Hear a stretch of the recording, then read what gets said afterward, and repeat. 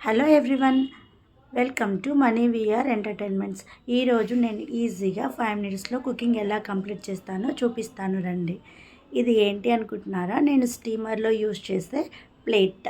దీన్ని అమెజాన్లో నేను 130 రూపీస్కి పర్చేస్ చేశాను.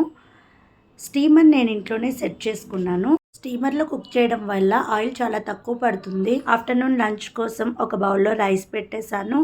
నైట్ నానబెట్టిన స్ప్రౌట్స్, కర్రీ కోసం ఆలు పీల్ చేసి అన్నీ రెడీగా పెట్టేశాను. 10 మినిట్స్కి ఆలు బాయిల్ అయిపోతాయి. సో నేను ఒక పక్కన కర్రీకి ప్రిపేర్ చేసుకుంటున్నాను. కర్రీ కోసం ఆనియన్, టమాటా కూడా ఒక బౌల్లో వేసి ఆలుతో పాటు ముందే పెట్టేశాను. అది మీకు చూపించలేదు. ఆ ప్యూరీని నేను మిక్సీ చేసుకుని ఆయిల్లో ప్యూరీ వేసేసి జస్ట్ 2 మినిట్స్ బాయిల్ అవనిస్తే చాలు. ఎందుకంటే టమాటా, ఆనియన్స్ ఆల్రెడీ బాయిల్ అయిపోయాయి. నేను మీకు కర్రీ ఎలా ప్రిపేర్ చేయాలో చూపించట్లేదు. ఎవరి ఓన్ స్టైల్ వాళ్ళకు ఉంటుంది.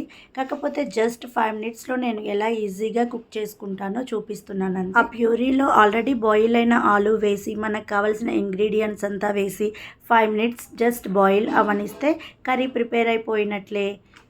ఇంతే అండి. ఇలా ఈజీగా 5 మినిట్స్లో నా కుకింగ్ మొత్తం ఫినిష్ అయిపోతుంది. కర్రీ ఫినిష్ అయ్యేలోపు రైస్ అండ్ స్ప్రౌట్స్ కూడా బాయిల్ అయిపోతాయి.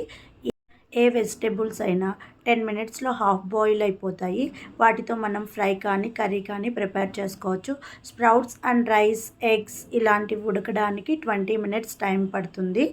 లంచ్లోకి మా పిల్లలకి ఒక బాక్స్లోకి స్ప్రౌట్స్తో పాటు రైస్, ఆలు కర్రీ పంపించాను.